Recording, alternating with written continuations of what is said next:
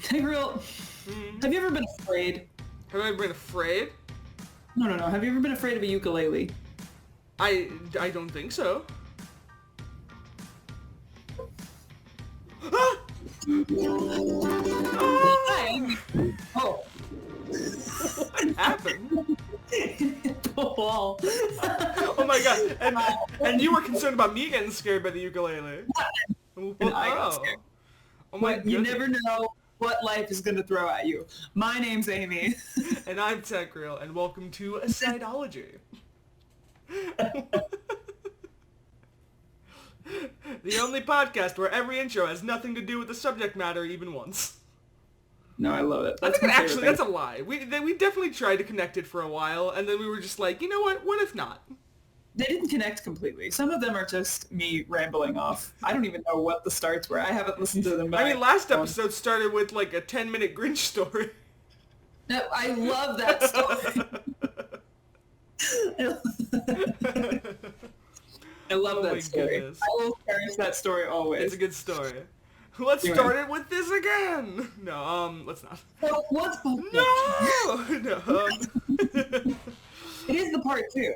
Oh my god, it is a part 2. So for those who weren't here last week, the hell you do? What are you missing episodes of Side-ology? What kind of person do you think? You thought you could just skip around all you wanted. Little did you know we have a part 2 to an episode. Oh my god, you didn't think that we would, but now we did. It makes sense. I understand. Dang.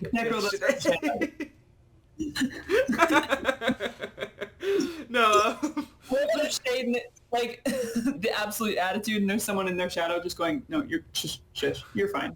No, don't." That absolute attitude, and then there's everybody else who actually just did watch both episodes, and they're like, "I didn't do anything. What are you even Like, getting I me did for?" listen. I listened to Amy's 10-minute Grinch story. And all about the I past listened. assault. I know. I still remember that. Salt? The salt. You don't remember What'd this? Are you saying salt? Yes. Oh, past the salt. Oh, the Janice and Virgil thing. If there is any indication of like the people please energy, it's the ADHD, the non-processing, it's the way that you laughed at the joke before you processed what the joke was. I've done that so many times. Oh, Or I was like, maybe that happens too often. I laugh at my own jokes far too frequently. See, I know I do the thing sometimes where I didn't really understand what someone said, but I know it was supposed to be a joke, so I'll laugh before I realize what they've said. Yeah, me. That's a very ADHD thing to do. We love ADHD. But anyways, so as I was saying before, previous episode, we started a thing where we have a wheel of various side pairings, just multiple pairs of all the sides, all the different versions of... I'm saying the same thing. That was just redundant. But a wheel... It's a wheel. I just thought of the Webkinz wheel of wow, which doesn't help anything, but like for some reason I was like the wheel of sides, and I'm like, I mean, the wheel of connections is what we've called these episodes. oh Yeah. Stay on brand. It really hasn't been that long since we filmed the other one, and I've forgotten practically all of it. I mean, that's what you would think it's been a while, but no, it's been like, how long has it been? Like a couple days? Couple days. Also, real quick, like, Merry Christmas. Like, because this is the last episode that goes out before Christmas, I believe. Isn't that crazy? Happy holidays. Wow. Also. No. Happy Christmas, Hanukkah, Kwanzaa, and any other holidays around this time that I may be forgetting. Happy Christmas, Hanukkah, Kwanzaa. I like to cover all my bases. I want to wish all the things for all the people. And do we have an episode before? I wish you all joy. Oh my god, wait, I just realized. Soon it's going to be New Year's, and this podcast is going to be something that's in multiple years. Wow. We don't have enough episodes to last through next year, though. That's probably true. I think we are running out. Unless the finale... okay, hold on. Unless the finale comes out, like, next year. Oh. Then, maybe. We are starting to run low. We should probably mention that. Like, cause like, how many episodes do we currently have planned? I can take a quick peek at the notes. I mean, we We still have a few.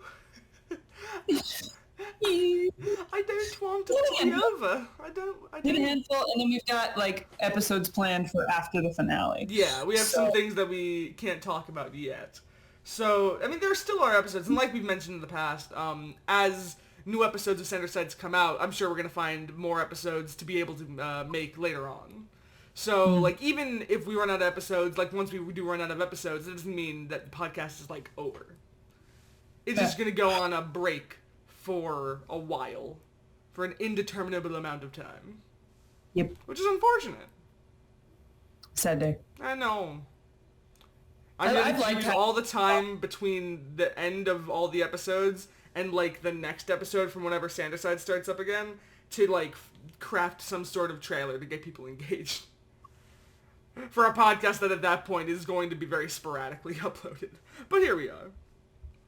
Anyways, I'm going to take my third attempt to try to explain the concept of today's episode. Because I feel like I keep cutting myself off. Oh, you're valid. But, we have a wheel of various pairs of the sides, and we're going to talk about each of those pairs' connections and how their relationship has been, how they are currently standing, and then the additional fun challenge of imagining what it'd be like for that pair to experience a dinner together. And how they would feel about passing the salt. And passing the salt. I mean, that's pretty important. You have to be pretty comfortable. Comfortable? You have to be pretty comfortable.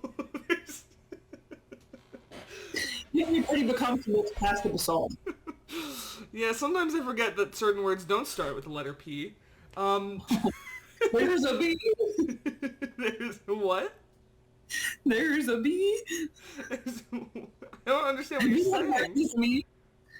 There's a Vine from like a long time ago. He's like, "Hi, my name is Michael without a B," and someone just said like, and he says, "My name is Michael without a B, and I'm afraid of bees," or something like that. And the guy goes, "There's a bee in your name?" And he goes, "There's a bee." Oh, see, I know that joke from like Full House. There's like an episode where Kimmy, notoriously not very smart, was trying to spell dumb. And he's like, I'm not dumb, you're dumb. D-U-M. And Stephanie goes, Kimmy, there's a B. And she's like, where? That's hilarious. Yes. Alright. But yeah, so anyways, so that's what we're going to do today. Not the B thing, the wheel thing. We did the first half of the sides in the previous episode, so go check that out if you haven't already. And now we're going to go through the remaining 8. So, without further ado, I'm going to spin the wheel. We are recording, right? Yes, we are. Cool. I don't know why that's the first time I checked. There's a moment where I was like, we are recording. Okay, cool. Yep. I'm terrified. I'm always terrified I'm going to realize, like, half an hour into a recording that we're not recording. And I'm just going to cry. Yep. I think we've done something similar to that before. Where we started an episode and I realized we weren't recording. I think so, but you caught it early. I caught it pretty early. Like, I caught it, like, mid-intro. I was like, oh god, Amy, I did not even start recording. No, not even that. It wasn't even that. My audio wasn't on, so it just wasn't capturing my audio, I think. Oh. That's what it was. It was one of our audios it wasn't capturing, and I was like, oh god, because I can see the recording software, and I can see, like, the bar go up and down when I talk. And I was like, okay. Yeah. Anyways, boop. That didn't even spin the wheel. Boop. There we go. What's our first pairing? Patton and Remus. They're talking about these guys. They're difficult, aren't they? Patton and Remus. Because, I mean, Patton's Patton and Remus is Remus. The end. They don't...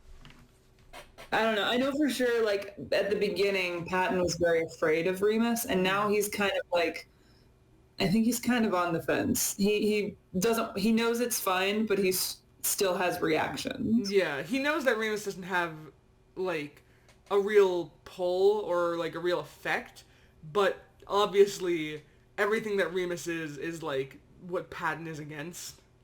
It's funny how many sides Remus is sort of an opposite to.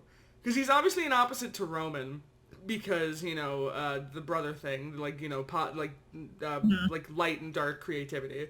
He's the opposite to Logan, as we've mentioned, as the show has mentioned, between, like, order and chaos. And he's sort of the opposite to Patton in terms of, like, innocence versus non-innocence. Yeah, I guess it really works as, like, a parallel to, like, so many sides. I think part of that, well, even...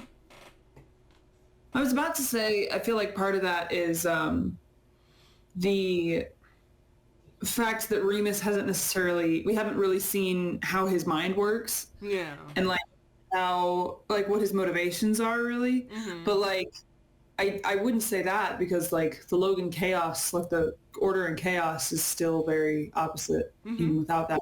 So that's, I don't know, Remus is kind of just a character. Remus is a character. That is a factual statement. What? But, yeah, no, Patton, I think unlike a lot of the other sides who have, like, hatred for Remus or, like, really dislike and, like, anger towards him, I think Patton is just spooked. Patton is just really, like just sort of, like, ugh, like, very, like, icky around Remus and just sort of, like, just squirmy, wants to get away. Yeah. He's better about it than I think he's understands it better than he used to. Yeah. But Remus, on the other hand, doesn't seem to attack Patton at all. That's true, because he's really targeted some of the sides, like, quite a bit. But, yeah. But, sorry, that was... It's just really funny watching you get up and walk away. Like, during a conversation. For those who can't see what's happening, because, like, the video version, Amy just gets up and walks in the middle. I love, because I'm very fidgety right now. I needed a fidget toy. Because if I have nothing to fidget with, I'll start picking at my hands. And I'm like, that's not helpful. No, that's everything.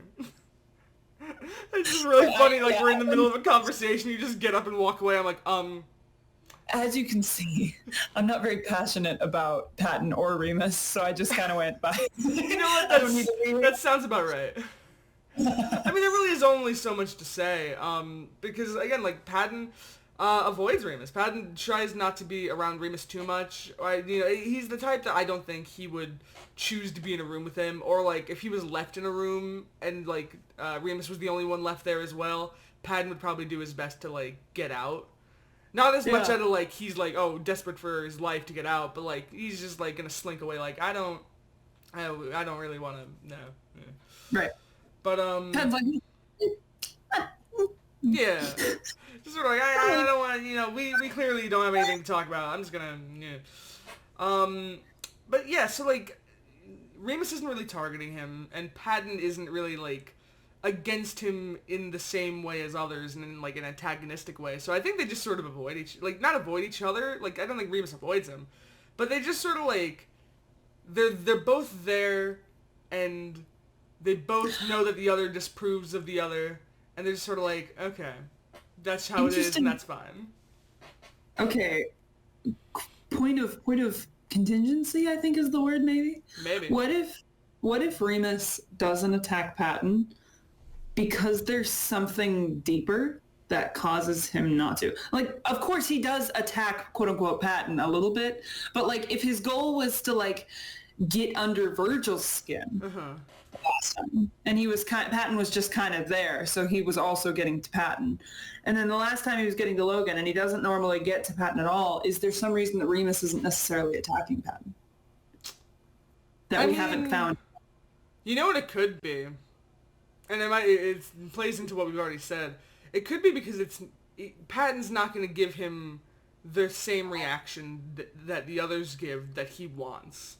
He wants a more jittered, like, anger reaction or, like, fear reaction. Or not even fear. He wants to stir up things, but Patton gives off more of an air of, like, disgust or, like discomfort around him. In a way that the others don't. Like, they sort of, like, get spooked in a fun way and get angry at him, and that's sort of something that he can play off of.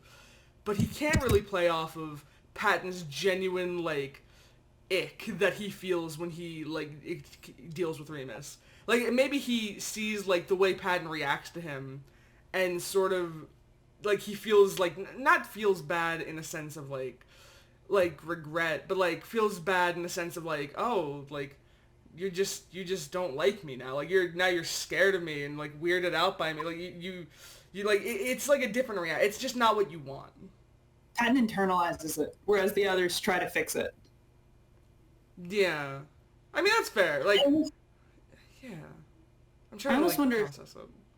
Yeah, I almost wonder if because Patton internalize, maybe like Remus does what he does, like there isn't much of a reason for it, but the fact is like the sides that he targets seem to try to like fight back and have some kind of that playful energy, kind of like we were talking about last time with Megamind, how Megamind's like, oh, I'm so ready to come, like he's ready to come back and fight him. And so Logan and Virgil both have gone after Remus to an extent in their own ways, but like Patton will internalize it. Yeah. And just hurt. And I wonder if Remus feels like, I know we've talked kind of about Remus's regret and sorry, my mother's texting me. Trying to tell me something about the store and I'm like, oh no.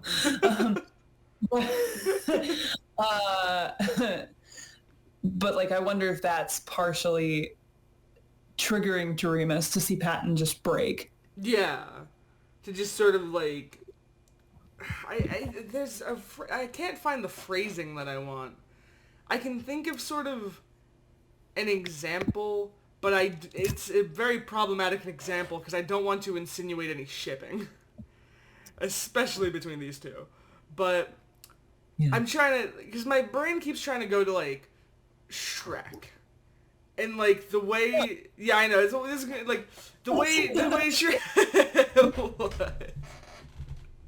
I don't know, it was just funny, this whole serious conversation. I go to Shrek. No, but like, it's like Shrek having fun messing with like the knights and the guards and the people and being like, I'm scaring you away, that's great. But then like seeing like Fiona sort of like, or like worrying that Fiona doesn't like him and is more like scared of him as opposed to like the way they're scared. Like, it's like a different energy. Yeah, like he wants to be accepted and loved. Yeah, not specifically by Patton, I think just in general. But he's just not getting the reaction from Patton that he likes getting from the others. It's not quote unquote playful. Yeah, it's like bully mentality. It's like, you know, you bully the right people and you get a fun reaction, but you bully the wrong one and they cry and they feel gross and they like, you know, they want to get away from you, but not in a fun way, and then you're like, oh, that felt bad. So that's interesting. Oof. Oh. Remus is a bully and he's got insecurities, which makes sense. Remus is Roman's brother, and Roman has so much insecurity, so it makes sense. Makes sense, yeah. They split those insecurities in half. There's still plenty to go around. So how would they fare at dinner? Because I feel like Remus would really try to engage. Patton would get uncomfortable, and maybe vice versa. Patton would try to engage and try to say something fun while Remus is just not engaged. And then it would just get really awkward. Yeah, because I don't think he would try to go at him like in the same way that we were talking about with like Logan and Remus. Because we were talking about how with Logan and Remus would like really try to like ruffle Logan's feathers. But like, I think here, like, Remus would say some stuff and it'd like try to have some fun with it. But then again, realize he's not getting the reaction he wants, and then just sort of like, probably not fully give up, but just sort of like, he wouldn't try as hard to mess with him. He'd probably still be his gross self normally, but like less like forcefully to mess with someone, and more just because that's what he is. Yep. And Patton would just sort of, he's just sort of like in his head like, okay, just 50 more minutes, just counting down the seconds of just like wanting to get out of there. I think it would really like, the awkwardness wouldn't necessarily come from just like not knowing what to say. I think Patton, at least for me, I would start to get frustrated that I'm not able to engage. Mm-hmm. And I'm not able to be comfortable here. Yeah. Because like he's so about like making everybody feel loved and included, and he can't do that with Remus. I think he would get in his own head about that because he'd start feeling like he's not doing enough because and he'd feel like he's being a bad person by judging and like not giving him the same like energy that he would give others. Do you remember when I said Patton gives me kind of a call-out energy? That's me. That's me. Oh, it's a mood though. That thought process, that's me. Now, also, my phone is dying. Everything's going wrong. Oh, my goodness. These wheel episodes are cursed. I know. I don't know what it is. It's also like, I'm not in... I went home. I was at Jessie's place, and then I went home because, I have to... It's Christmas, and then I'm also going to school here soon. So that's why my setting is different, if anybody's curious. So... I'm listening. We can move to the next one. All right. I shall spin the wheel. Yeah. Boop. What does the wheel gonna say? It is... What do you say to taking chances? That's not what it said. What do you say to chances? I don't know what this is. It said Roman and Virgil. That's a good pair. We like Roman and Virgil. I like them. Yeah, because they didn't start perfect though. No. Everyone does, like, I know we're not talking about ships just yet. No. But I do know that a lot of people have opinions about these two, and they're like, oh, this is the most boring connection, but I think they work really well together. Most boring connection? I think it's really cool. I think maybe it's the fact that, like, people say, I guess they're just bored of the ship. Maybe I'm just bringing the ships too far into it right now. That's fair. I mean, I know there's a lot of people in the fandom who are really annoyed about, like, certain ships because they're, like, the basic ones or, like, the biggest ones. I hear a lot of talk about, like, the big three. I don't know what the big three is, but I've heard a lot about the big three. The big three is probably, like, the main ones. Well, great. That's so helpful. I figured that much. Logan and Patton, Roman and Virgil, and Janice and Remus. No. We can't talk about this right now. Anyway. No, my no was not disagreeing with you. My no was disagreeing with some of the ships. We'll talk about that later. We have an episode about this that we will talk about later. Because I feel like we're going to show that we have, like, some similar opinions to some ships, but, like, we have strong opinions about certain ships. But, I have strong opinions about the ships. We have strong opinions about a lot of the shipping nature.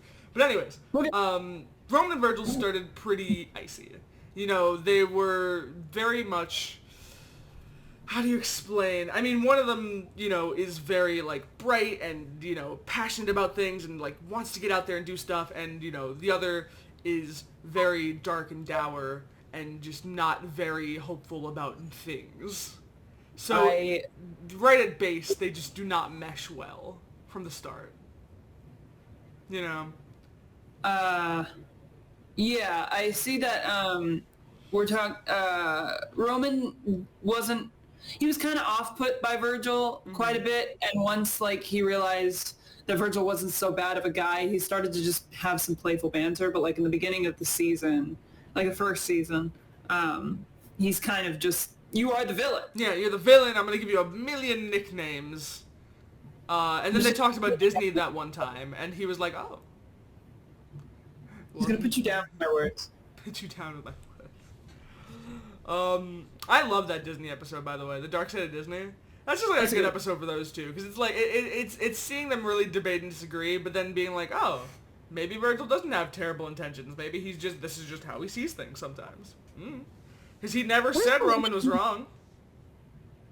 The one that's like Roman saying, I suppose I shall concede a few points to you. Yeah. Where's that from? Dark Side of Disney. Is it? I'm pretty sure.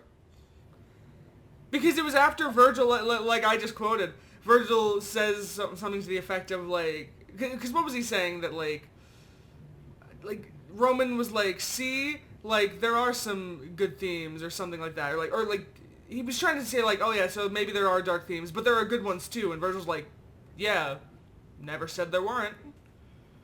So it was in that same conversation. I think that's what it was. Yeah. Yeah, that's a good one. Yeah. That's a good one.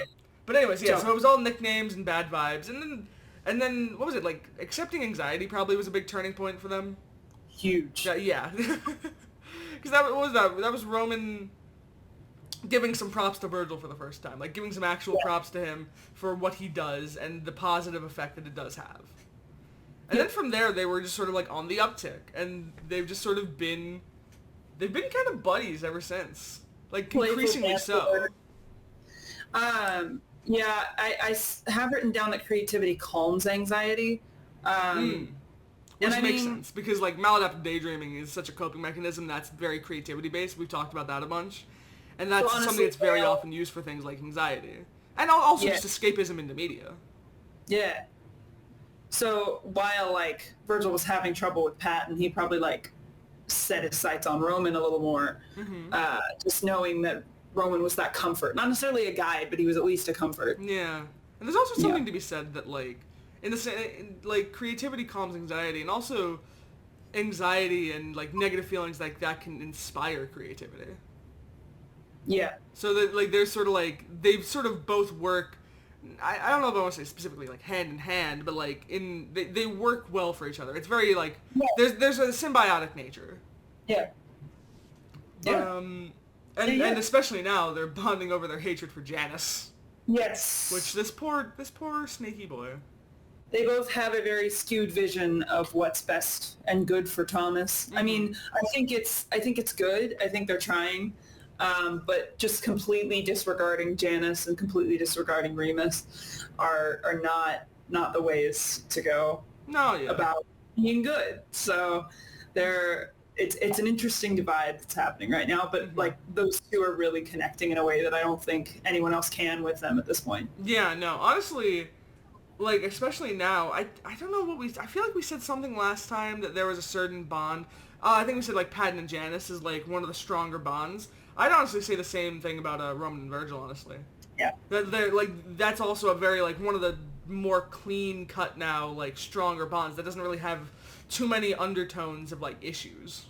Right. Because like they still like probably disagree here and there right now. Like I can't think of an example right now. I'm sure there's still some disagreements between them and like some like minor like spats, but not nearly to the same extent as like, you know, like the bigger issues of others' pairings. Right. So no, they're good. So I think a dinner between them would go really well. They would just vibe. They talk about Nico. Like they would just geek out about Nico, just for the whole time. Nico! Actually, I don't know how much they do that because Virgil's having trouble thinking about Nico right now. True, that is true. I will never forget how Virgil's face fell right after Roman was like, of course we're ready. Virgil's like. Yeah, so I think Nico would come up for a bit, but yeah, you're probably right. They wouldn't focus on it. Or Roman would say something that would make Virgil's eyeshadow turn purple and make him go. Roman would consistently try to bring Nico up in a way that would get Virgil back on board. Imagine the whole time Roman's like internal goal is to get Virgil's eyeshadow to turn purple. And I got you. And Virgil's just they have no whole banter from there. Shut up. He's like, just this chicken is really nice. Reminds me of the birds that we saw at the park with Nico. That's funny. Funny. Oh wow, carrot. Like that time we met Nico. Boiled carrots. No. Nice. First, like, why the hell did you order boiled carrots? We're not gonna eat that. But Nico would. Oh! Yo, that's adorable. I'd watch that. Did we talk about how they have like equal insecurities? Not right now, but we definitely have in the past, I know for sure. But we can reiterate that now. They also both are very insecure. I think it's very interesting that they're bonding with each other in a way that like both of them have pretty equal insecurities. I think they both feel very seen by each other in that way. They're just so good. Cool. What a good little pair these guys are. I love can't wait to Roman. spin this wheel and find something that's gonna be like, oh, traumatic. Let's see. Almost everything we have left is I'm sure. I think. I'm trying to think what else Oh, there's well, you left. know what? No. Janice and Huh? Remus. They're not too bad. Not too bad. Poor Janice is dealing with so much shit all the time. Yeah. Right? So The Winstein had a good day. Janice is looking for Remus, and he's just like, Remus, are you in there? Oh. that's the thing. Like, they definitely are... Friends might be a strong word, but, like, he definitely is not nearly as uncomfortable. I'm trying to how to explain this. He's more open to being around Remus than others are, though he's just as put off, I think. Maybe a little less so still. I'd say he's less put off, but he will sort of acknowledge that Remus is still kind of like bleh, a lot of times. I think he's more, to rephrase that, I think he's more numb to it. That's fair, yeah. I'd say that's true. I don't think, like, he knows that there's nothing that Remus can actually do to him, and, like, he just kind of lets things happen. Yeah. So, like, that's why, like, throughout the time that the nice day, I don't know why that one's in my head today. Well, that's, like, one of the few instances of them actually interacting, to be fair, so, like, it makes sense that would be the one to come in your brain. This is not a false statement. I'd love to see them interact more. But I guess we'll see that soon. But yeah, Remus, the entire time, Janice is very, like, monotone, as he usually is, but, like, there wasn't much excitement behind anything he was doing for Remus. Yeah. The entire time. So it was more just like, no one else is giving you a good day. You deserve one. Here you go. I also think, okay, wait, point for Roman and Virgil with the sides nice day thing. I think moments like that would have happened in the dinner too. Well, I think just moments where Virgil's trying to bring up something that's exciting to him and Roman goes, oh, yeah. And vice versa. Roman brings up something that's exciting to him and Virgil goes, Oh, that reminded me of the story that Virgil told, and then he ran out of the room to say, like, the ending he wanted. After. For now. Oh. But only for now. For now. Oh my god. No. I know. Well, listen, if I have to suffer, you do too. It's the first thing I think of every time I hear this phrase, for now. Avenue Q is... Most of their songs are just earworms. But it's so good. Avenue Q is not for the faint of heart. If you're listening to this and you don't know that, please be mindful of what you're getting into before you go in. It's barely for me. And it's rated like R. So, funnily enough, the first time I even heard of Avenue Q was in, like, middle school, I think it was. And not, like, from a person or a friend, but, like, there was a poster of Avenue Q in my middle school, like, band room, or like music class room, or whatever the hell it was. In the band room? In the music classroom. It wasn't band, but it was a music class thing. I played trumpet. That's interesting. Yeah, but they had a poster of Avenue Q. I don't remember exactly what the poster looked like, and it unsettled the crap out of me because I'm not much of a puppets person, and it was just a very, like, zoom in on, like, one of the puppets or something. I'd have to look up to see what the poster is. But I just remember looking at it and I was like, what the hell is that? It looks Muppety, but, like, what is Avenue Q? And I remember looking it up one day when I went home and I was like, oh, it's a raunchy musical. Yep. And thinking, why the hell is this in my middle school music classes? Very interesting place to have a poster for Avenue Q. Yeah, I mean, like, obviously a lot of musicals are, like, do have darker themes, but that one specifically is, like, that feels a little too strong to have in this room. It almost makes me wonder if there was, like, an Avenue Q Junior or something, but, like, why would there be a junior for that show? No, it was just straight up Avenue Q, I remember. That's so interesting. What would Avenue Q Junior be? The whole show is raunchy. I mean, it doesn't have to be necessarily. I'm coughing on memories. I'm choking on nostalgia. Jeez. Anyway. But we're talking about Janice and Remus. I forgot there was a point we were making, and I don't think we're ever gonna get it back. Oh, no. Well, I went back to Roman and Virgil. That's and I was talking to Virgil where, how I think that the conversation might lull a bit if they have trouble understanding each other and meeting eye to eye. But then Janice and Remus, hold on, I gotta look at the notes. We don't have many on these two. Yeah. They played DDR once. They played DDR once, and it's pretty canon that Janice sent him out for dealing with intrusive thoughts. Yeah, so they've talked and they've interacted, and some, in some businessy ways of like getting stuff done, but also like in some casual ways, like DDR. So it's interesting, these two. Like, but Janice is still like, he will acknowledge that Remus is still very off, and like he's not. I don't think he's fully comfortable around Remus. No. I just think he's less uncomfortable than everybody else. Yeah, I will say that I think Remus is attached to that. Like, I think Janice is the only one who gives him any kind of support. Mm-hmm. So it's kind of a twisted, like, unfortunate relationship where Remus is getting the appreciation. Yeah. Janice. I hate, at the end, I'm trying to figure out how I feel about, because I've seen Janice be manipulative. We haven't gotten to Janice and Roman yet. Mm-hmm. We'll get there. We'll get there, but I do know that, like, there's a lot of, like, manipulative things that Janice has said to Roman for sure, but there's a few that he said to Remus as well. Of course. The last one to Remus was the, "Don't say I never did anything for you." Yeah. Like, that's just, because it's sort of like trying to establish like a favor done to get a favor back potentially. Yeah. But again, knowing Janice though, most likely for a good reason. Listen, we trust Janice in this house. We trust Janice, but he has a tendency to use manipulative tactics that aren't good. Oh, of course. No, his methods are always a little suspect, but his intentions are usually there. Sure, but like I think that's the one thing that I can't stand about Janice is just that doesn't excuse those actions. Yeah, I mean, I don't know.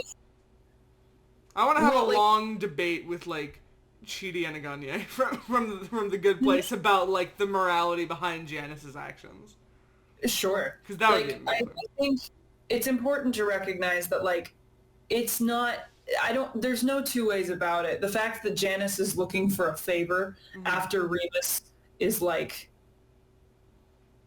Remus is having fun. Janice tried to do something nice for Remus, and if Janice is going to do something to kind of like say that Remus owes him one later, like that's stupid. There's just not a good way to spin that. Yeah, maybe there's behind it, but even then, like it's exploiting Remus's joy for his own gain. And we're going to talk about that with Roman and Janice, too, because SVS sucks. Well,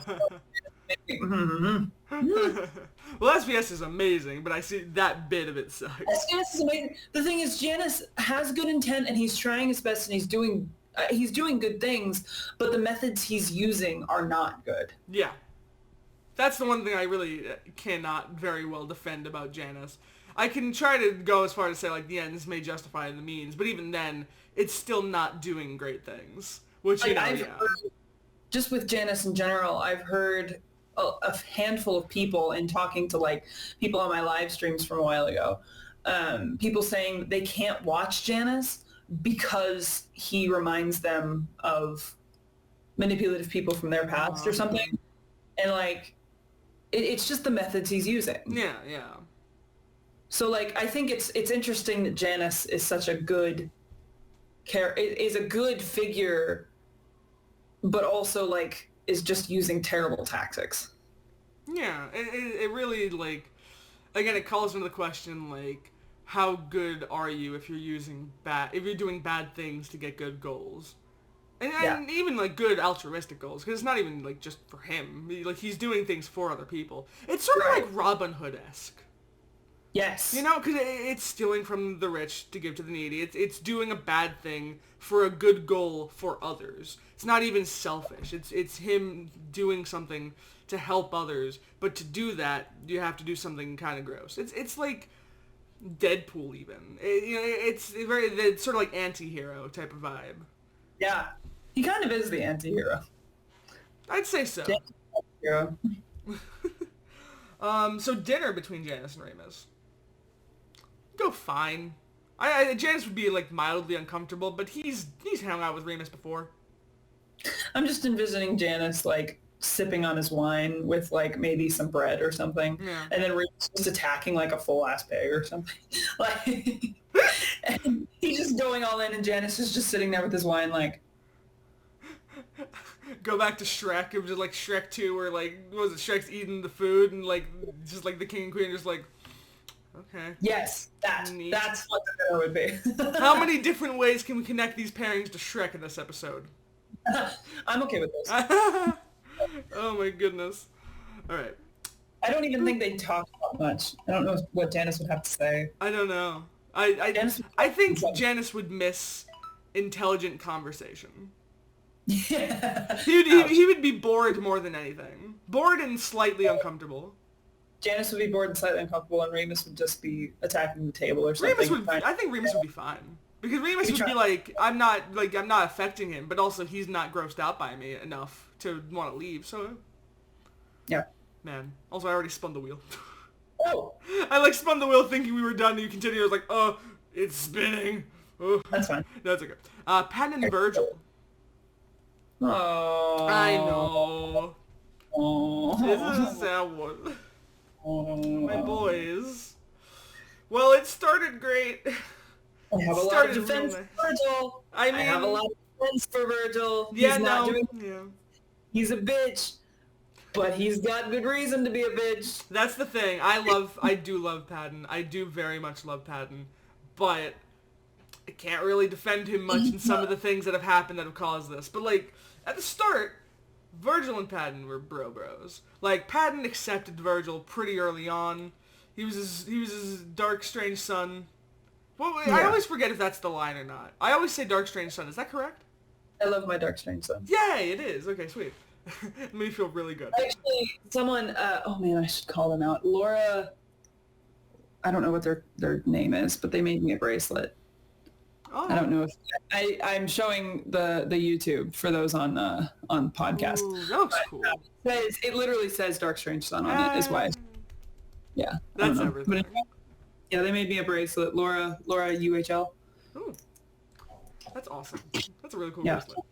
But, so they were bros. Patton accepted Virgil, and because of that, Virgil didn't feel as judged by Patton, I think, as he was by others. Because then he very much clashed with, Logan and Roman quite a bit here and there from the beginning, as we mentioned in the previous pairings. But things were good between them. They were a team. They were a good team. They did a fist bump, and he called him Pop Star, I think, the one time.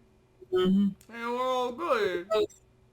They were both intentionally trying to keep Thomas good, both looking to each other for guidance. Mm-hmm. There was just good vibes. Everybody's so sad that Patton and Virgil have... Yeah, because then things happened. I forget, where did it start? Well, it started with Patton unintentionally talking down to Virgil. Yeah, because Patton was definitely, like, sort of... I don't want to say minimizing necessarily, but like sort of minimizing, sort of patronizing Virgil a lot of the time. Hello, earbud. Would you like to stay? Thank you. Patronizing Virgil. Sort of just treating him like this sweet little lamb, which, as Virgil so eloquently put that one time, it was kind of like, man, I was going to quote it, and then I didn't have it. I know what you're talking about. Yeah, messing with his thunder or whatever, like... Taking away some of my thunder. I love how he says that too. But so he about it. Yeah, and he opened up to Patton and said that, and then it was like, oh, well that's good. He's expressing a boundary, and Patton like from that point was getting really nervous, and then move on to like embarrassing phases, I believe it was, where Patton was definitely trying, sort of, kind of to. Keep in line with that, but he wasn't succeeding because he kept sort of doing it, and he was from the start. He kind of patronized Virgil a little bit, and I think he said something also, like, is that the episode he called him, like, a cherub? Batwing cherub? Batwing cherub? Yeah. Like, he was, like, and this is where it's hard to defend Patton, because, like, as someone who has had some difficult friendships in the past and have had to, like, start establishing boundaries, there's nothing more frustrating than establishing boundaries that you need to feel comfortable, and then immediately, like, nearly immediately watching those boundaries be ignored. Or, like, you know, like, not even just fully ignored, but, like, seeing those same issues still popping up and feeling like the other person isn't making as much of an effort as you hope. Like, it's chill if, like, there's a difference between having trouble and seeing that progress. Because I think Patton had some progress, but there was a point where I don't know, like, I guess it had been pretty frequent because he did it like 3 or 4 times in embarrassing phases. Oh, yeah, no. And the first few times, he did not realize he was doing anything wrong. Yeah. Like, he was still fully, like, patron. That's more why I say that. Because it's one thing if someone messes something up and then realizes and is like, oh my gosh, I'm so sorry, I didn't even realize, like, I, like, totally messed up, like, I'll work on that. That's one thing. Like, it's understandable if you can see them, like, notice the issue and realize it and be apologetic for it and then continue to try to work on it. It's another thing when there's a couple moments already right off the bat where they're doing it and they don't notice anything's wrong, and then you're just like, I just talked to you about this. And already we're back to baseline. Like, why, like, how, and especially when it happens recurringly, it's like, that's not helpful, and now I can't tell if you're trying or not. Yep. Which, you know, obviously is where a lot of that initial separation started happening, because he started to get pissy towards Patton in that episode, and honestly, rightfully so. It really is a line of, like, boundaries are just complicated, because it almost, for the person who's being talked to about the boundary, if they don't address it as something that needs to fix and needs to happen, it basically downplays the needs of the other person who's giving the boundary, which can be frustrating in that way. Because I've been on both ends of a boundary, and I know for opening up about a boundary, a lot of the time, if the person doesn't just do that for me or start to at least think about it and pay attention, then, but I mean, it really is an element of like situational. Of course, it's like, depends on what the boundary is and blah blah blah. But it was hard because Patton just kept doing it, and not really noticing he was doing anything bad, and then it felt kind of like iffy because it was like, okay, we just talked about this, and so that caused that rift to continue. I think that's coupled with Virgil's insecurity about himself and his insecurity about whether he's the good guy. So, like, the fact that he's trying to stand up for what he does and what his goals are, like he did in embarrassing phases, and Patton's still putting that down, it kind of brings that insecurity out of, like, am I actually necessary here? Am I doing something that's beneficial? And like, also wanting to be understood. Because it's Patton, like, assuming what he is. Right. And with anxiety comes irritability. So for those people, because there's a lot of people who are like, well, Patton's working on it. He is. And Virgil has a right to be frustrated if it doesn't happen. Both are okay in their own right, but Patton needs to understand that if Virgil gets frustrated, that's not necessarily, like, the bad thing if he continues to work on it. Because that's the thing. You can continue to say you're working on something, and you can continue, maybe you are working on it, but if you keep letting it slip and consistently letting it happen, regardless of whether you're working on it or not, it's not going to feel like you are. And the other person has all the right in the world at that point to be annoyed because, you know, when they've brought that up and when, like, to have it keep happening, it pulls up a lot of questions. Well, that, and also, like, feelings are not you're not responsible for anyone's feelings. So Virgil is not responsible for Patton's feelings, and Patton's not responsible for Virgil's. So if Virgil starts to have intense reactions to something Patton's doing, that doesn't mean that Patton is at fault immediately. But if it continues and Virgil needs to talk to him about it and then Patton still doesn't do it, that's where Patton's in the wrong. Yes. Oh, okay, you're saying that the initial action doesn't make Patton wrong because he wasn't aware that it was hurtful. But once he is made aware, that's when it's a problem. Is that correct? No, as he's working on it, yes. And if he's having trouble with it, Virgil still has a right to be frustrated about it because Patton's not in control of Virgil's emotions. Yes. But that doesn't mean, but if it continues, then Patton becomes responsible. Yes. Oh, okay, I see what you mean, yes. Because Virgil has said it before. So yeah. Goodness. Man, and then all of this, only, this rift that began only further, becomes a thing as Patton starts to get buddy-buddy with Janice. Well, that doesn't start right away because the next rift was Virgil realizing with Remus that he was the one hurting Thomas because he was listening to Patton. Oh, okay. I remember you. This is what I always forget, and I always remember you're the one who tells me about this. And I'm like, that's right. Virgil has immediately, from that point forward, has a standoffish energy with Patton. Because then he's like, okay, I'm hurting Thomas by listening to Patton. Oh. That is true, because Patton's morality really does get out of control for a while, especially, and that, leading up to, putting others first. His morality is, something that's causing Virgil anxiety. His strong sense of it and that feeling that, it needs to be perfect no matter what. Oh, gosh, and that causes that issue because then, that's constantly pissing Virgil off. Yeah. Oh.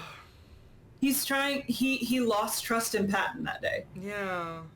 Yes, he lost trust in Patton, and then because of that, and that's not Patton's fault, that's just what's happening, and Virgil's seeing it very black and white. In the sense of there's good and there's bad. And Patton is bad right now. So I need to stay away from Patton. So he starts to, I don't agree with what he's doing, but he starts to push Patton away by using those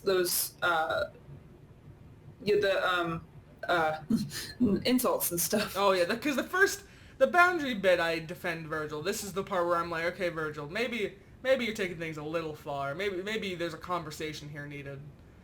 Because especially, again, with Patton's morality that he's dealing with, and, with putting others first, you can tell he's feels bad, and he's trying, and he had this, warped sense of what he was doing, but he's learning about it. Yeah. But again, that presents the next problem, because even though that's true, he's learning about it with Janice. Yeah. And Virgil and Janice, as mentioned, don't really get along. Yeah. Once that happened, immediately Virgil was like, Patton's the bad guy. I don't want to talk to him. Yeah. Gosh. And it's hard because, I've been around a lot of people who love Patton and are just like, Virgil's just a bitch. And I'm like, he's not, though. No. Virgil does have good cause for why he's feeling the way he's feeling. His actions, on the other hand, are somewhat of suspect. But... In the same way as Janice, he's used to using those tactics to get his way and to keep control, I guess. Because I say with Janice is using those manipulative tactics to keep control. That's what they're used to. Yeah. So, I'm not excusing either of their actions, but it's very important to remember that is all they know. Yeah. So Patton is getting hurt by Virgil being a bitch. Yes. Virgil is getting hurt by Patton doing things that he views as bad for Thomas. Yeah. Those poor boys. So how would they fare at dinner? I said, so how would they fare at dinner then? Not great. I think it'd be a very silent dinner. It would be uncomfortable. They'd try. I think Virgil wouldn't say anything. I don't think Virgil would say anything unless prompted. I think Patton would try a little bit and then immediately worry, and then the rest of the dinner would be straight silence. I think that would be the most silent dinner of all the pairings that we've had so far. I think I've said this before on the podcast, but every time I think about this, I just see so much of myself in Virgil in the fact that, all he wants is to be good, and all he wants is to just be the best person that he can be and not be at least know when his actions are going to hurt other people. Yeah. And sometimes he doesn't know that, and that just hurts him more when he sees that. So it's really, I would argue, it's nothing against Patton himself. It's literally just the mindset that he's trying to find what the best thing for Thomas is right now, and it isn't showing up. Yeah. So he's silent because like he wants to hang out with Patton. He really does. He's in a position where like I can feel that he would want that, but he knows it's hurting Thomas, so he's pushing himself and he's getting away from it so that he can guarantee that Thomas won't get hurt anymore. Well, that's why sad. he's doing it. It's so sad. I hate it. It makes me really sad. Dang. I just know there's so many people who are like, oh, Patton's right and Virgil's wrong. No. I mean, yes, but no. No. Again, there's a lot of things that Patton is still doing wrong. Again, he had like the warped sense of morality. He had the issue with the boundaries. Like I think what he's done is not fully eliciting what is happening to him from Virgil, but also he's still done stuff. Yeah. That, caused the rift. There is still some fault on Patton's side. Man, so I think there's a lot of fault in Thomas's. There's a lot of. I think every side has something they're doing that is a little. They're all doing something that's a little imperfect in some way or another. Yep. But well, on that happy note, shall we go to the Mind Palace moment? I think last thing I want to say that I think just to connect it to I think morality and anxiety, if the anxiety is viewing the morality as negative in any way, that only riles them up more. Yeah. Like just viewing it from that lens. I wanted to kind of shift perspectives before we leave, because like it just I love yeah, that one's really personal to me. I think Patton and Virgil together is very, very personal, and it just hurts. And I get both sides. I see both sides. They're both valid, but I mean, they're not both valid, but like they're both, I can see where they're coming from. You can see the reasonings behind the feelings, even if there are certain not valid things. Virgil sucks. Virgil's makes me go, me. Oh, the boys. All right. There we go. Patton and Virgil. Yep. Moment time. Moment! Wow. Virgil? I don't understand why I have to... I'm, like, actually, like, trying to purposely mess these up so that I don't have to do them anymore. And then all the freaking haikus have the 5 and then 7 and 5 syllables. And then Patton's like, you have to do it again. And I have to do the stupid maraca, and I don't want to. And just, like, wait. Is this a lizard on here? Yeah. That's a reptile. That's like Janice. I don't want this. I don't want it. Take it back, Patton. But it's your instrument. Get out. I don't want So I have to do more haikus that I don't want to do with the freaking Janice instrument? Sorry, listeners. That was really loud of this maraca. But you know what? It's Janice, so obviously it's going to be annoying. Oh my god. Okay. Virgil here with a haiku against his will. Really? Are you back? Do you even like these poems? How much more of this? How much more? I give up. And that was a moment. And Virgil's really good at haikus. He's so good, despite his own efforts. He really doesn't want to be, yeah. You know what? Sometimes you can be really good at a thing you don't want to be good at.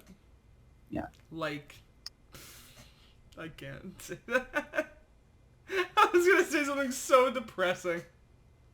I was going to say, like, breathing. It's terrible. Yeah. That's a sad boy thought. I want to spin the wheel now. Whee! Oh, thank you. It's not making the sound. That's great. Here we go. Sound. There we go. Whoa. Wow, how do you know what the wheels sounded like? Roman and Remus. Ick. How do we talk about those two? They don't get along. They don't get along. That's English. I have the word fractured in the notes. Yeah. Fractured. There's polar opposites. I mean, literally split off from each other and completely opposite to each other, other than the insecurities. But no, yeah, I mean, Roman obviously does not want to become Remus. He doesn't want to be perceived as that. And Remus doesn't give a damn about Roman, I don't think. He just doesn't give a fuck. He really tries to kind of, egg Roman on, make him, believe that he's, I don't know, just try to open Thomas to the darkness within him kind of thing. And in doing that, kind of downplaying what Roman's doing. Yeah, it's minor competition, but not fully even. I don't know. Yeah. It's actually really funny thinking about this right now and realizing how little they've been on screen together. Because think about it, DeWitt is his big episode, and Roman's unconscious the whole time. He's not around Remus much at all, in the series. I haven't seen much interaction there. That's really weird. Of all people to not have seen much interaction with him, it's... The only interaction I really have directly seen is the incorrect quotes, which isn't canon. Yeah, no. I think. Have we... I mean, the only other bits that we've seen, it's not interaction necessarily as much as it is, them referring to each other or talking about their interactions, which is in the 5-year. There's mention, they sort of, go back and forth a little bit or, talk about what they've done. And they definitely have that, typical, sibling rivalry of just fucking with each other a little bit. But mainly Remus fucking with him. But there really isn't much ill intent from Remus to Roman other than just, mild messing. There is obviously a lot of, Roman disliking Remus, but that's really all there is to go off of. They just sort of don't get along because Roman doesn't want to be him and doesn't accept who Remus is. And Remus doesn't understand why Roman is the way he is. Yeah, I would argue that Remus, I guess we said this, that Remus just kind of, it seems like Remus doesn't give a shit. Yeah. Remus is pretty okay egging Roman on and making Roman feel really uncomfortable about him and all that. I mean, honestly, that's all we have to go on. So a dinner. I don't think the table would be okay. What, the table physically? Oh yeah, I think they'd just fight each other. I mean... I don't think they'd even get the first course. I think they'd Remus would give Roman a look or something, and then they'd just launch. Waiter comes to bring the breadsticks, and there's no more table to put them on. And they're biting, one of them's biting the leg, the other one's got the sword, and they're trying to I don't know, they're at each other's throats, they freeze, they look at the server, and the server's like... And he's just did you... I'll come back. He's did you, want marinara? Did you want... He's just trying to continue his job. Did you want more salt? Because it looks like you broke the salt. I just had a thought that I haven't thought about this whole time. But obviously they're not in a real restaurant. Obviously this is Mind Palace stuff. Does that mean that each time one of the other sides has to be the waiter? Or Thomas is the waiter? Yeah. I like that idea almost better. It's the audio that I can't believe that it's finally me and you and you and me, just these two together, and then Thomas just comes in and is it's them fighting on the ground in multiple positions, and then suddenly just pan to Thomas holding the breadsticks I just realized I've got to credit that to somebody, and I don't know who that was. But that's actually a video that somebody made where they had the two sides. I guess they were talking about ships. That person specifically was talking about ships. But having those two sides be in love or whatever, and then Thomas just sitting in the background because he can't necessarily, if the sides are interacting, he can't really not be there. Yeah. So he's just That's actually hilarious. Oh my goodness, that's so... I love that. I gotta find that. That was a pretty viral TikTok for Sanders Alex fans for a while. That was funny. I love that. But so the dinner wouldn't go well. I think mostly because of Roman. Because again, I don't think Remus would... Well, I was gonna say Remus wouldn't attack him. His first interaction with Roman was bonking him on the damn head. Well, that was happening because he didn't want Roman to have input, and he wanted to be part of the conversation. True, but also Remus has shown a propensity for violence in general. So he definitely would also attack, probably, just for fun.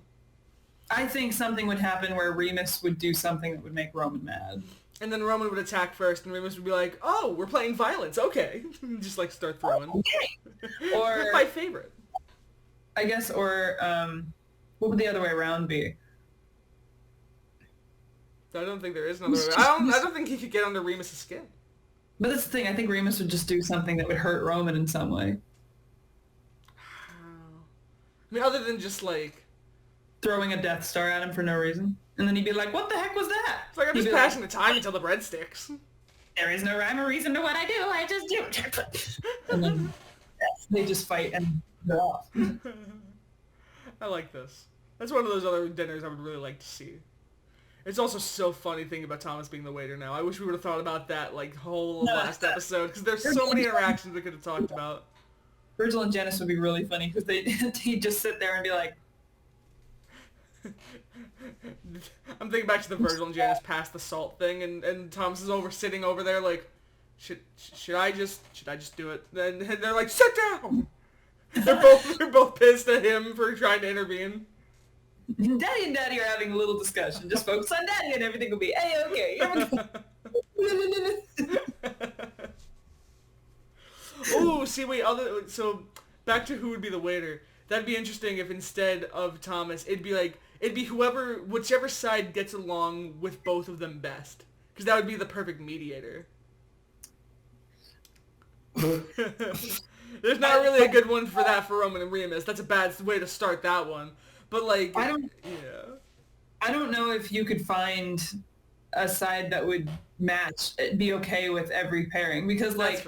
Because, like, Virgil and Janice, how would you do that? For Roman and Remus, I don't think there's there's not an extra side that wouldn't be biased in some way towards one of them. Yeah. And with Janice and Virgil, I think both Janice and Virgil would blame, at least Virgil for sure, would start to blame Patton for setting up the dinner with Janice. Oh no. Yeah, that wouldn't work. It would have to be Thomas. If it was Thomas, it would make sense. Yeah. Darn. Yeah. Well, anyways, continuing. Boom. Wow. What's our next one? It looks like it's Logan and Roman. Oh boy. Ah. Oh boy. Oh boy. They're an interesting pair. We have a friend who likes Logan and Roman the best, and Do we? Yeah, Cross. Do they like Logan and Roman the best? I don't remember that. I know they're a big Roman person. I didn't remember They're the only person in my life that I've ever known that likes Logan and Roman the best. Interesting. As like the top, I think. I almost want to say I have another friend who's like that, but I'm not gonna. I don't know. But I know for sure Cross was like, oh my god, Logan and Roman, and I'm like, interesting. Well, similarly to, as we've said, like a lot of Logan, pairings, they didn't get along very well at the start.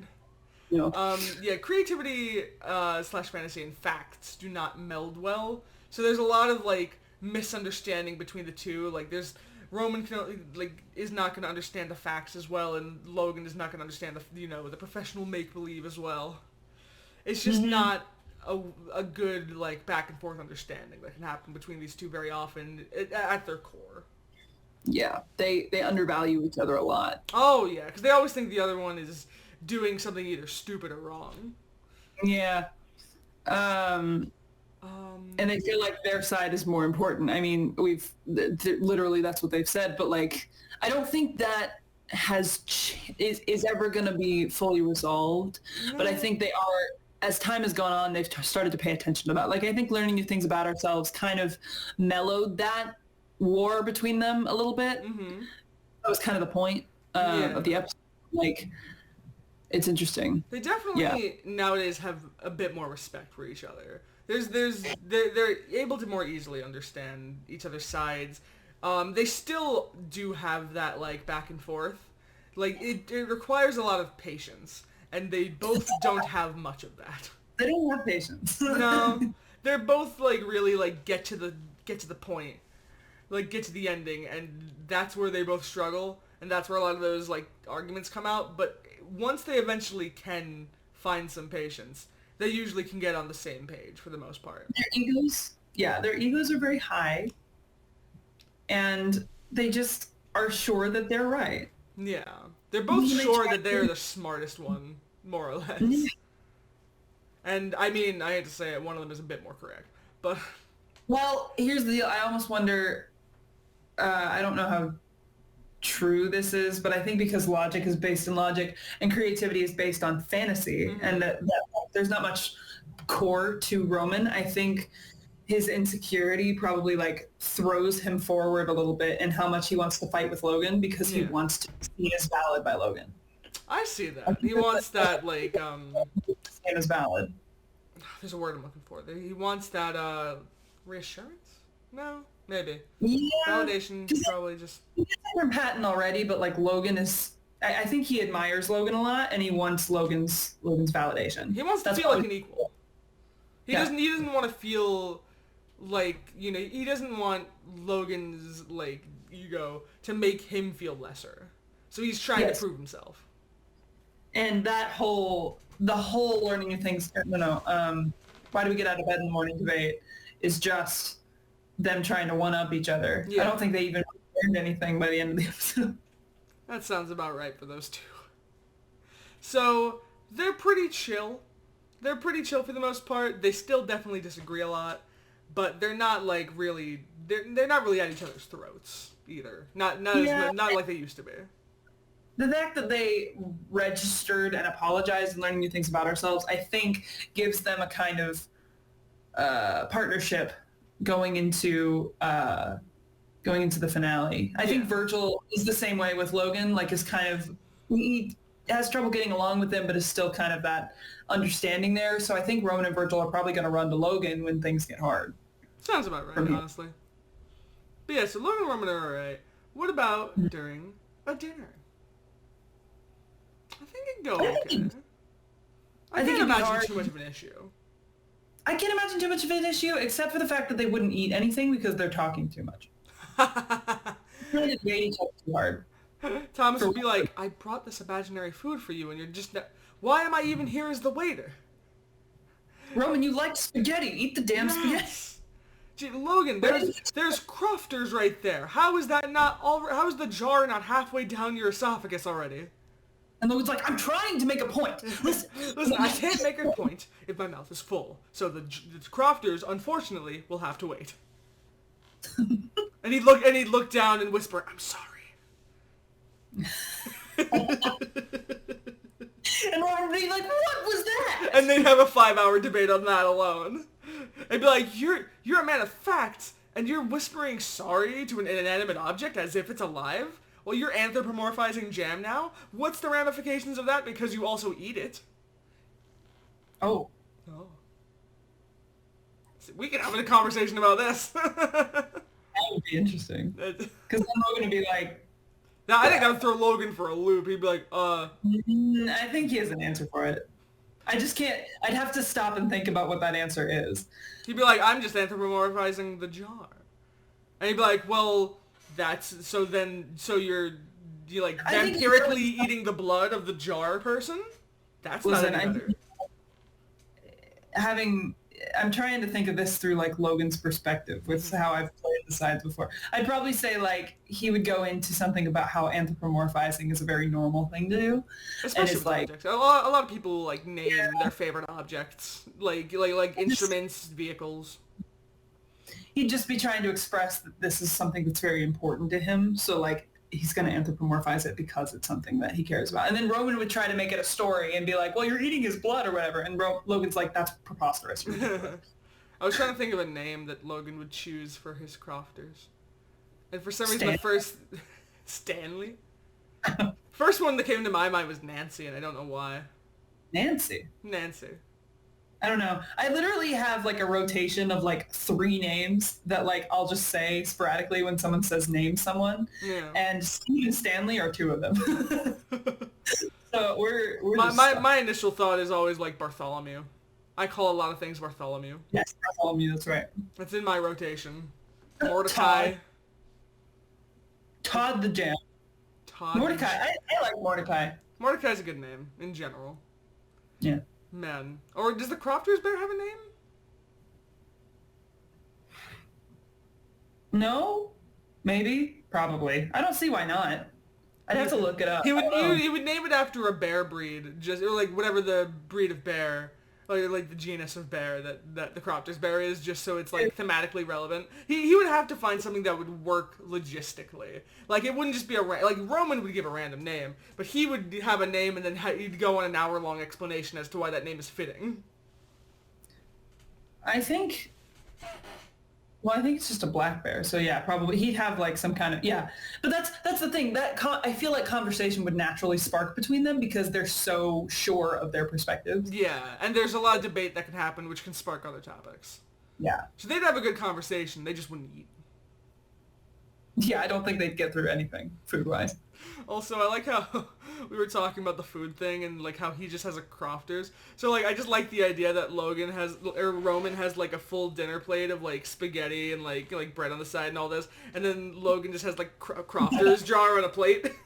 Like that's all he required. Maybe a few like cookies on the side or like some like biscuit to put it on. I like that. Oh my goodness. Man. I tried to think about Roman like fighting Logan for any reason, but I don't think Roman would do that. I think he has too much respect for Logan in a backwards way. I don't think he would actually attack Logan. I don't think he would either. I don't think he has much reason to do that. Unless he like really disagree with something and then he would pull out a sword. Yeah. And then he'd be like, you watch it or I'm gonna slice. And then he'd like pull back a little bit because he's realizing he's being rude and he'd be like, I'll slice your biscuit. No, that doesn't make sense. Next up, boop. Our last two. What's it gonna be? Virgil and Remus. Virgil and Remus. And now I know what the last one's gonna be, and wow, what an ender. But anyways, yeah. Virgil and Remus, first off. Let's see, I'm looking through the notes, I'm like, Virgil and Remus, there it is. Virgil and Remus, not very friends. Wouldn't say. Well, I think they're kind of like Patton and Remus to an extent, but Remus is more willing to attack and mess with Virgil because Virgil's back. Oh yeah, because he knows he can get under Virgil's skin. He can piss him off. And it seems like that is like there has been lines where he has implied that that's something he's done plenty in the past. Yeah, like isn't that it was like just like old times. Oh, it's just like old times. Yeah, so he has a history of enjoying to mess with Virgil, specifically. So they don't get along quite. It's like Virgil is definitely one of his targets that he likes to mess with and have fun with, because he knows, like you said, he's going to get a good reaction out of him. It's a very interesting line. Yeah. So Remus has messed with Virgil a lot before, yeah. But Virgil definitely doesn't... He definitely has a problem with Remus, but not nearly to the extent that he did at the start. Because from by the end of DeWitt, dealing with intrusive thoughts, the power dynamic that's Remus has over Virgil, like that fear, is lessened because Virgil finally realizes, oh, you actually don't have any impact. You're just annoying. That's crazy. I think that probably frustrated Remus a lot because he lost one of his. I almost said playmates, but that's not... Well, I was going to say playthings. I think both sound kind of funky. Yeah, anyway. Let's move on from that. But no, he lost that, dynamic of getting to really, he lost one of his, victims, I guess you could say, bullying victims, which is a strong term for what it is, but, even still, is, they just... Virgil really does not like Remus, but he's not as uncomfortable around him as he used to be. And I think Remus just bullies Virgil, it's very, brother-esque almost. I'm thinking of, the interactions in the Inside Out episode, where it's, he just, messes with him just casually. Not even, too maliciously, it's really just, it feels almost, sibling-ish. Almost in the same way that, Roman messes with... Remus messes with Roman is the way that Remus messes with Virgil. Yeah. So... It's similar. Yeah, and again, there's not much to say here, because there's only so many instances. Yeah. But... I bet it's strengthening now that Roman and Virgil are buddying up. No, I'm sure, yeah. He's probably seeing that and be like, oh, okay, you're going to side with him. Well, I'm going to mess with you more now. Yeah. But, so, yeah, that's all there really is to say about them. It's pretty simple. We haven't seen them interact much either. No. So, I mean, I guess dealing with intrusive thoughts we basically did, but that was when Virgil was kind of learning his lesson. Yeah. And then after, I haven't seen much after. Because by the end of that, the dynamic changed. So we haven't seen him much with Remus with this like new dynamic. Right. But yeah, no. So dinner would go not well, obviously. I think it would be awkward. Yeah, I don't think it'd be too. It wouldn't be like. I don't think it'd be to the same extent, obviously, as like Roman and Remus, but it would like Remus would just be constantly trying to get under Virgil's skin, and it would work, but they wouldn't be like at each other's throats fighting. It would just be like constant annoyance. Yeah. And constant like sniping at each other. Yeah. It would just be not a fun environment. I think Remus would try to do some stuff to mess with Virgil at dinner. Mm-hmm. And Virgil would just like be sitting there, and I think it would just get frustrating and uncomfortable, and then it would just mellow out to awkward silence. I see it.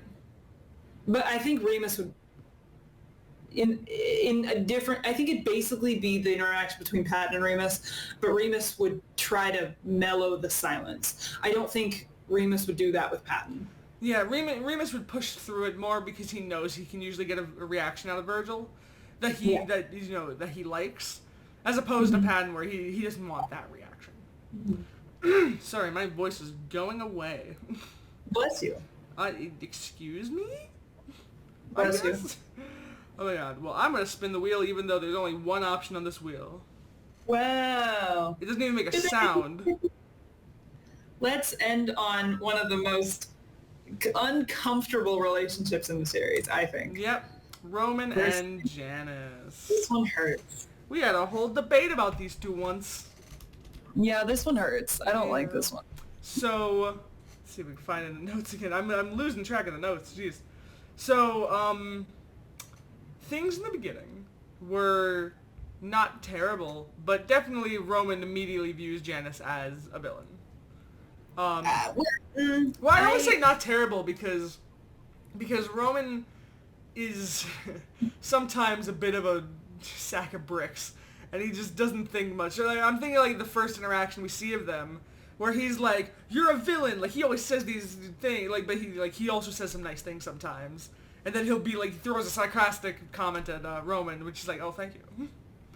So like he right off the bat, like he recognizes that Janice is a villain, but he also is he's unable to understand where that line is between Janice being Janice and, Janice being potentially nice. Which I never really thought about it, but really lends way into SVS. Because when he doesn't realize what Janice's intentions are, he can sort of get carried away in like what seems to be positivity. Yeah, and that's where we were going back to how Janice treats Remus. It's a very manipulative relationship. Oh yeah. At first, and it's uncomfortable to watch because you can see Roman kind of not feeling like there's. I don't know, like it almost feels like Roman doesn't. He sees Janice as the villain, but he's not that bad to Roman. Like, he's not that bad until he recognizes that Janice is buttering him up. It's almost like I don't know why this is the comparison in my brain. But my brain was like Captain Hook and Smee. It's very like villain and henchman who doesn't really recognize yet that the thing is wrong. That like the villain is wrong yet. But like he's like the redeemable henchman who's like I see that he's doing some not so good stuff, but also like, hey, he's nice to me. Yeah. So it's sort of like, it's not a perfect analogy, but that's kind of where it is, like in SVS. He's like, I know he's doing not great stuff, but I'm also going to help him because I kind of want to, and he's nice to me, and he gets me. So, I want what I want right now. Yep. And then SVS goes on. Yeah, that translated because once Roman discovered that he was buttering up to Janice so much, or he was kind of agreeing with Janice so much that it was hurting Thomas, quote unquote. He really like 180 U-turned and went, no, we're going to be good and stay there. And so then from that point forward, he was just fully against Janice. And like you can see at the end of putting out this verse, the whole like, don't try to flatter me, Snake. He's already paying attention to it then. Or he's paying attention to it in that way. And then once Janice had some good points, he just completely tried to ignore shut him down. He's just like, no, you obviously have terrible intentions and there's no way around it. And like, you know, like there's no way you could possibly have any good intentions ever. Right. It's just, which is such a 180 from where he was. Which is just... It's like he thought the wrong thing at the start and then he overcorrected. Yeah. And then as Janice starts to get accepted, he starts to get jealous and he starts to hold resentment towards Janice just because he's doing he's sitting there saying I'm doing everything. Why is he getting the praise and not me? Why are you listening to him? Why are you listening to him? I'm doing everything right. I thought I was your hero.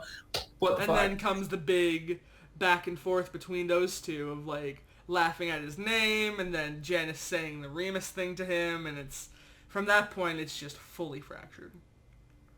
And now there's this huge divide between these two because now Roman completely hates Janice in every way. I don't think Janice hates Roman nearly as much. I don't see much on the reverse side. Obviously, I don't think he's cool with him as much, but I don't think he has the same, like, hatred the other way. Because, I mean, I'm sure he was offended in that moment, and he's seeing Roman as sort of, like, probably an obstacle and someone who's just sort of, like, treating him like crap. But he's not so much that I don't think there's that same, like, rivalry feeling from that side. No, I think Roman is really determined to like end Janice, but I think I will give the point that I think that's the first time we've ever seen Janice get hurt. Yeah, which makes sense because that was a very vulnerable moment for him to like open up, to like say a truthful thing, reveal his name, and to have that like to have someone immediately after like calling him the villain and like after doing the thing to try to prove himself, have someone like have that person laugh in your face at this thing that you opened up about. It's like, oh. I think that's the first vulnerable hurt we've seen from Janice. So, like, I would argue that I think Roman is going to be hard for him to forgive. Yeah. That's the interesting thing, is that Roman is very, like, they both are angry at each other, and I think they both disapprove of each other, and there's a lot of dislike on both sides. But Roman's is so much more like aggro. It's so much more like angry, like, I hate you and I'm going to make it so known. Or I'm going to try to just clear away from you, Hunter, or like, you know, as much as I can. But when we're around, I want you to know this. And then, like, with Janice, it's just like, I'm hurt and you hurt me and you don't deserve my time. Yeah. So it's two very different styles. So I think... That's going to be very telling this in the finale because I think Janice is going to have some standoffish energy towards Roman in a way that I don't think he had before. Yeah, it's interesting too because I'm thinking like again next to the dinner, and I'm thinking, Roman would be constantly trying to get under Janice's skin and he would be pissed at him and trying to like say words against him. Like I think it'd be quiet at first, and then he would start getting pissed and start like ranting at Janice, and Janice would just be like, just keep going. Just say just get it all out. Just, So like, he would just be tuning him out like as best as he could. Be like, you know what, you sit there, have your little temper tantrum. I'm just gonna get through this dinner. Yeah, like Roman has all these things to say, and Janice says nothing, and then at the end of the dinner, Janice is just like, "Are you done?" Yeah, he's like, "Did that help you? Did that help you feel better?" Did that help you feel better? Yeah. I was just eating my steak. Yeah. And then he'd be like, and then he'd look at Roman after he like took a sip of something, like, wipe your face. You look like you have a mustache, and he'd walk away. That's terrible. No. I know. I don't think he would. I'm just being mean. I'm being mean because I feel defensive of my boy. That's fair. I don't think he would. No, I don't think he'd make the same mistake twice. I don't think. Well, that's the thing. He made that jab after Roman made the jab. Yeah, I think he would only do that again. He would only make such a similar jab again if he was provoked in that same way. Yes. Hello, words. Come on. Yep. He wouldn't do that unprovoked. Yeah. But, I just get defensive. I get defensive of my boy. I'm just like, I'm like, shut up, Roman. Even in a hypothetical, I'm like, no, my boy, get him back. Roman and Janice just hurts. It just hurts. It's a rough one. You can see that both of them are really, like, if they don't resolve something between each other soon, it's just going to cause more pain. Yeah. It's just going to cause more pain and more hurt on both ends, and I'm just, oof. Goodness. Yeah. Whereas it's so funny. Janice and Virgil are so convinced that they hate each other that they're just so okay with hating each other that they just go at each other all the time and they're fine. Yeah. And Remus is the same thing. But like, this is like, it hurts more than any other relationship, I think. Patton and Virgil's pretty intense too, but that one's just like, they're both trying to be good. Whereas this one is like, they're just hurt by each other. Yeah, and like you said, it's the only time that, like, it's one of those where, like, Janice has only ever been hurt this one time in this one way. So it's so much more poignant than, like, Patton and Virgil, who have been hurt in multiple instances from other sides. But, like, Janice has never been, like, phased until this moment with this person. And that makes it so much stronger of a disconnect. Especially at a moment where Janice was just trying to help. Yep. Golly. Wow, what a bummer we've ended on in both of these episodes. We end on the strongest ones. That's such an important dynamic, though, to talk about Roman and Janice. Oh, yeah. It's an important one for the series. I think it's going to be shown, when the finale hits. Yeah. Which is funny. I've said this too, like, off podcast, but it's also funny, like, knowing that, and then seeing things like the Inside Out thing and being like, oh, they're just sort of coexisting right now. And just sort of, like, imagining, like, what must be going on in their heads as they're, like, just sort of, like, trying to exist in this little fun Inside Out bit. Yeah.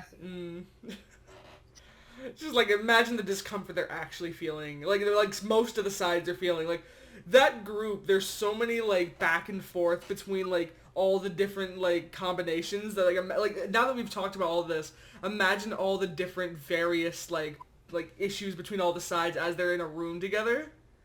And, like, only a few where they're like, okay, we're good. But, like, the rest is like, no. Oh. Really intense divide. And it's interconnected so bad that, like, it's not, like, split down the middle where there's some people fighting on one side and some on the other. Oh, yeah, it's so interconnected now that it's just a much. Everyone has an issue with someone else. Yes. There's not a single person here who doesn't have an issue with someone. Except for Patton. I think Patton has more issue with himself. That's fair. But even Patton against, like, Remus doesn't understand Remus. Remus might be the one that's easier to have, like... Remus might be the only one who doesn't really have much against anyone else specifically. Like, he targets others, but, like, he doesn't care as much as the others do, seemingly. No, and I think I would agree with that with Remus, and then with Patton, I think it really is a matter of, like, he wants to be happy with everybody, and I don't think he's as against Remus. I think he just is uncomfortable with Remus and just has trouble befriending Remus. It's almost like, we just don't vibe well. Well, that's the thing. I'm not even saying that everyone's mad at someone. It's just everyone has an issue with somebody else. Oh, it has something going on. Okay. Yeah, it has something going on. Like, there's not a side here who is perfectly happy with every single other. Right. Or, like, who doesn't have a single, like, issue with anybody. But, yeah. Yep. Man, yep. Well, that's all the pairings. That was a ride. Shazam? What do you know? Shazam. You ever heard me say that word? I don't know that I have. Shazam. I heard you say, like, wowzers. Not Shazam, yeah, that's though. Shazam. I don't really know why I say Shazam. I could say Bazinga. Bazinga's a good one. Yeah. Bazinga's a good one. Oh my gosh. Well, that's it for this two-parter of Wheel. Of Wheel? Huzzah! What a good sentence, Tech Real. We did it. We did it. I made that Yay! sentence and we did these episodes. Yay! Oh my gosh. Well, yeah. I like how I just don't even know how to end this episode. What do you know? All right. Well, we'll see y'all next time because we're gonna have another episode coming up soon, and then just next Saturday. Yeah. After luck. Christmas. Post-Christmas. Post-Christmas. Let me actually see real quick before this episode ends. Is that going to be the last episode of the year? It is. It'll be like one day before New Year's Eve. Oh gosh. That's crazy. You know. Well, happy holidays, everybody. Happy holidays. Goodbye. Bye.